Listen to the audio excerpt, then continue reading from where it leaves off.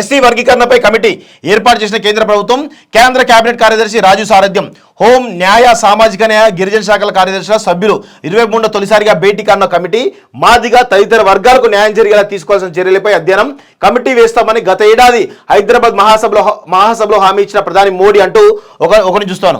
SC కులాల వర్గీకరణ అంశంపై అధ్యయనం చేసేందుకు కేంద్ర ప్రభుత్వం 5 సభ్యులతో ఉన్నత స్థాయి కమిటీని ఏర్పాటు చేసింది. కేంద్ర కేబినెట్ కార్యదర్శి రాజీవ్ గౌబా నేతృత్వంలోని ఈ కమిటీలో కేంద్ర హోంశాఖ, న్యాయశాఖ, గిరిజన శాఖ, సామాజిక న్యాయ శాఖల కార్యదర్శులు సభ్యులుగా ఉంటారు. ఈ నెల 23వ తేదీన ఈ కమిటీ తొలిసారిగా సమావేశం కానున్నట్లు అధికార వర్గాలు తెలిపాయి. ఎస్సీలలో మాదిగా తదితర సామాజిక వర్గాల ప్రయోజనాలు పరిష్కరించడానికి తీసుకోవాల్సిన చర్యలను అధ్యయనం చేసేందుకు కేంద్ర ప్రభుత్వం ఈ కమిటీని ఏర్పాటు చేసింది.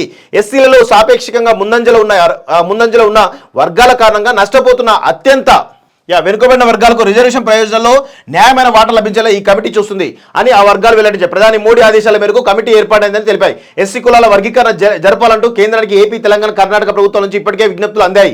ఈ అంశంపై పలు న్యాయస్థానాలు విచారణ కూడా జరిపాయి. ప్రస్తుతం 7 సభ్యుల సుప్రీంకోర్టు ధర్మాసనం ఎదుట ఎస్సీ వర్గీకరణ అంశం ఉంది. కాగా గత ఏడాది నవంబర్లో తెలంగాణ అసెంబ్లీ ఎన్నికల సందర్భంగా హైదరాబాద్లో జరిగిన ఎస్సీ ఉపకులాల విశ్వరూప మహాసభకు ప్రధాని మోడీ స్వయంగా హాజరై ఎస్సీ వర్గీకరణ కమిటీని ఏర్పాటు చేస్తానని హామీ ఇచ్చిన విషయం తెలిసిందే.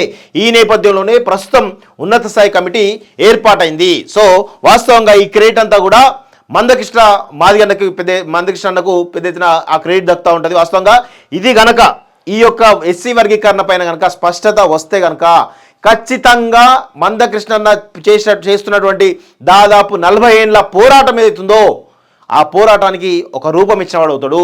అతనికి ఇక ఆ మాదిగ జాతిలో నిజంగా కూడా ఒక అద్భుతమైనటువంటి ఆయన చిరస్థాయిగా ఒక అంబేద్కర్ లాగా నిలిచిపోతున్న విషయం కూడా గుర్తుపెట్టుకోవాలి. వాస్తవంగా మాదిగ కులాలు రిజర్వేషన్ ఫలాలు అందక చాలా ఇబ్బంది పడుతూ ఉన్నాయి. ఈరోజు ఆ దళితులకు సంబంధించిన రిజర్వేషన్స్ కొన్ని వర్గాలకే చెందడం వల్ల ఈరోజు మాదిగ కులాలు ఏవైతే ఉన్నాయో, ఉపకులాలు ఏవైతే ఉన్నాయో తీవ్రంగా నష్టపోతున్నాయనేటువంటి విషయాన్ని కూడా మనందరం కూడా గుర్తుపెట్టుకోవాలి. ఆనాటి కాంగ్రెస్ ప్రభుత్వం ఈ ఎస్సీ వర్గీకరణ అంశాన్ని ఎత్తివేయడం, మళ్ళీ తర్వాత వివాదాలు జరగడం ఇవన్నీ జరుగుతూ ఉన్నాయి. సో దీనికి సంబంధించి ప్రస్తుతం బీజేపీ ఒక నిర్ణయం తీసుకుంటే కనుక ఖచ్చితంగా పెద్ద ఎత్తున దీనికి లాభం చేకూర్చే అవకాశం అయితే కనబడతా ఉంది.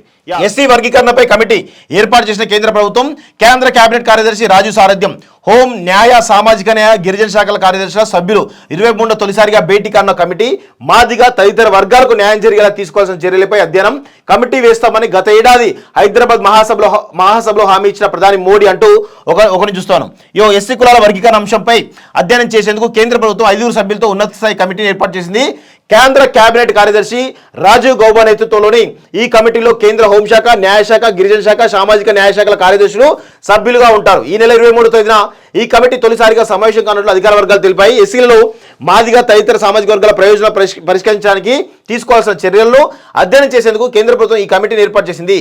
ఎస్సీలలో సాపేక్షంగా ముందంజలో ఉన్న వర్గాల కారణంగా నష్టపోతున్న అత్యంత వెనుకబడిన వర్గాలకు రిజర్వేషన్ ప్రయోజనాల్లో న్యాయమైన వాటా లభించేలా ఈ కమిటీ చూస్తుంది అని ఆ వర్గాలు వెల్లడించారు. ప్రధాని మోడీ ఆదేశాల మేరకు కమిటీ ఏర్పాటైందని తెలిపాయి. ఎస్సీ కులాల వర్గీకరణ జరపాలంటూ కేంద్రానికి ఏపీ, తెలంగాణ, కర్ణాటక ప్రభుత్వం నుంచి ఇప్పటికే విజ్ఞప్తులు అందాయి.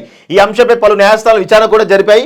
ప్రస్తుతం 7 సభ్యుల సుప్రీంకోర్టు ధర్మాసనం ఎదుట ఎస్సీ వర్గీకరణ అంశం ఉంది. కాగా గత ఏడాది నవంబర్లో తెలంగాణ అసెంబ్లీ ఎన్నికల సందర్భంగా హైదరాబాద్లో జరిగిన ఎస్సీ ఉపకులాల విశ్వరూప మహాసభకు ప్రధాని మోడీ స్వయంగా హాజరై ఎస్సీ వర్గీకరణ కమిటీని ఏర్పాటు చేస్తానని హామీ ఇచ్చిన విషయం తెలిసిందే.